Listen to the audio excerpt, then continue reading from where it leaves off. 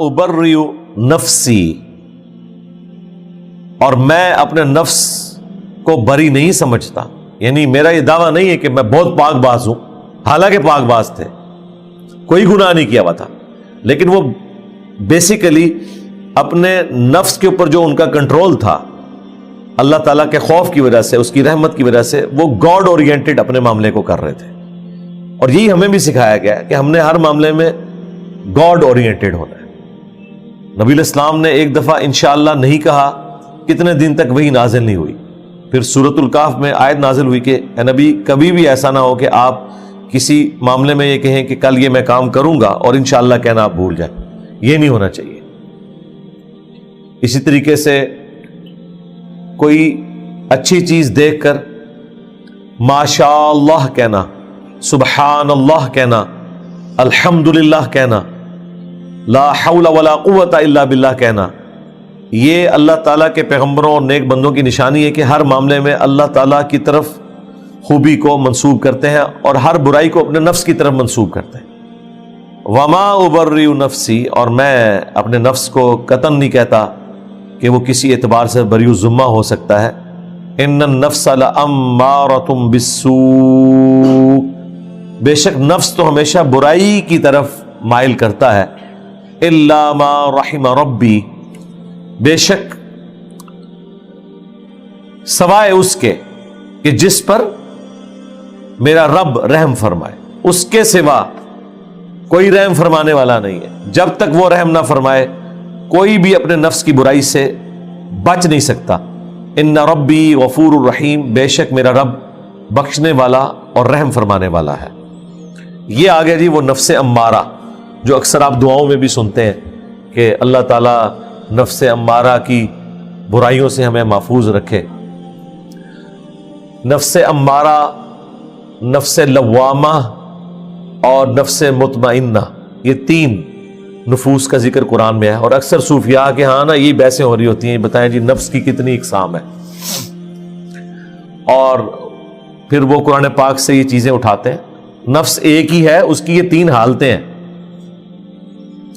نفس مطمئنہ وہ ہے جس نے پوری زندگی اللہ اور اس کے پیغمبر کی اطاعت اختیار کی اور ایک اچھی زندگی گزاری، تو موت کے وقت اس کے لیے پھر آرڈر آ جائے گا، یا ایتھا النفس المطمئنہ ارجعی الی ربک راضیۃ مرضیہ، اے مطمئن جان، وہ مطمئن نفس ہوتا ہے، پلٹ اپنے رب کی طرف اس حال میں کہ تیرا رب تجھ سے راضی، تو اپنے رب سے راضی، آ میرے نیک بندوں میں داخل ہو اور میری جنت میں آ جا.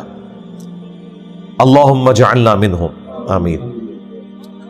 اور دوسری ایکسٹریم کے اوپر وہ ہے نفس لوامہ، جو سورۃ القیامہ میں بھی اللہ تعالیٰ نے ذکر کیا کہ قیامت والے دن وہ اپنے آپ کو ملامت کر رہا ہوگا کہ میں نے دنیا کے اندر کیوں نہیں وقت کے پیغمبر کی دعوت کو قبول کیا. تو وہ ملامت کی وجہ سے نفس لوامہ، اللہم لا تجعلنا منہم، اللہ تعالیٰ ہمیں ان میں سے نہ کرے. اور ایک یہ نفس کی حالت ہے جو تھرو آؤٹ آپ کی زندگی میں چلتی ہے کہ نفس برائی کی طرف مائل کرتا ہے اور شیطان اس میں پھونکے مارتا ہے. اللہ تعالیٰ نے اسے بیلنس کیا ہے. صحیح مسلم میں حدیث ہے کہ ایک جن اور ایک فرشتہ اٹیچ کر دیا ہے. جن برائی کی طرف بلاتا ہے وہ شیطان، اور فرشتہ اچھائی کی طرف. ایک صحابی نے جرت کر کے پوچھا یا رسول اللہ آپ کے ساتھ بھی ہے؟ آپ نے فرمایا ہاں میرے ساتھ بھی ہے، لیکن اللہ تعالیٰ نے اسے مطیع کر دیا، تو میرے ساتھ جو اٹیچ شیطان تھا، جن تھا، وہ مطیع ہو گیا، یعنی مسلمان ہو گیا، وہ مجھے اچائی کی طرف ہی بلاتا ہے. لیکن نبی علیہ السلام کے بعد کسی شخص کے لیے بھی ایسی گارنٹی نہیں ہے.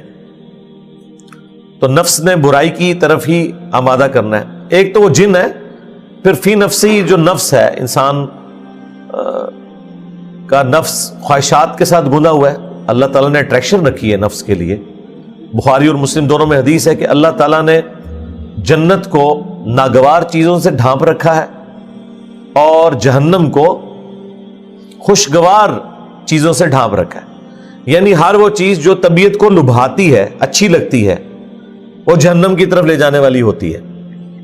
اللہ یہ کہ جسے خوف خدا ہو تو اسے تو پھر مشکل اعمال کرنا بھی آسان ہو جاتا ہے. لیکن عموماً برائی کے اندر اللہ نے لذت رکھی ہے. تو جنت کو ناگوار چیزوں سے ڈھانپ رکھا ہے. ناگوار چیز کیا؟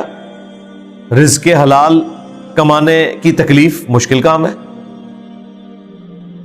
گرمیوں میں روزے رکھنا، روزانہ 5 وقت نماز پڑھنا، غسل کی تکلیف، بال بچوں کی معیشت والا معاملہ، یہ تکلیف، ہر معاملے میں تکلیف کے ذریعے ہی آپ اللہ تعالیٰ کو اوبے کرتے ہیں.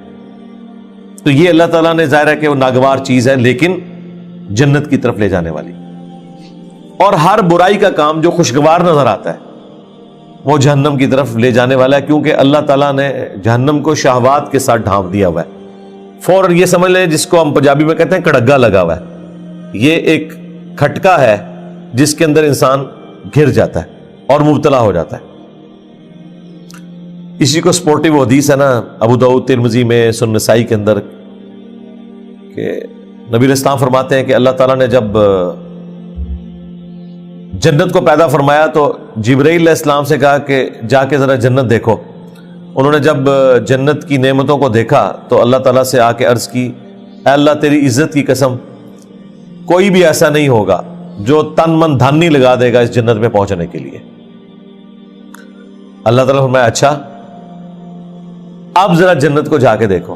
اور اللہ تعالیٰ نے جنت کو ناگوار چیزوں سے ڈھانپ دیا. ان مشقتوں سے، ان مشقتوں کو عبور کر کے جنت تک پہنچو گے. جبرائیل علیہ السلام جب واپس آئے انہوں نے کہا کہ یا اللہ یہ جتنی تو نے آزمائش رکھی ہے نا، مجھے نہیں لگتا کہ کوئی جنت میں پہنچنے میں کامیاب ہوگا. یہ جبرائیل علیہ السلام یعنی فرشتوں کے سردار اور فرشتوں کے پیغمبر، یہ ان کا فتویٰ ہے. اس کا مطلب ہے کوئی ہلکا معاملہ نہیں ہے. پھر اللہ تعالیٰ نے کہا کہ جاؤ جہنم کو دیکھو. جہنم کو دیکھا، اس کے عذابات کو دیکھا تو جبرائیل علیہ السلام نے کہا کہ یا اللہ تیری عزت کی قسم، مجھے نہیں لگتا کہ کوئی شخص بھی کوئی ایسا عمل کرے کہ وہ اس عذاب میں جانے کے لیے تیار ہو. پھر اللہ تعالیٰ نے جہنم کو شہوات سے، خوشگوار چیزوں سے ڈھانپ دیا اور جبرائیل علیہ السلام سے کہا کہ اب ذرا جائیں نا.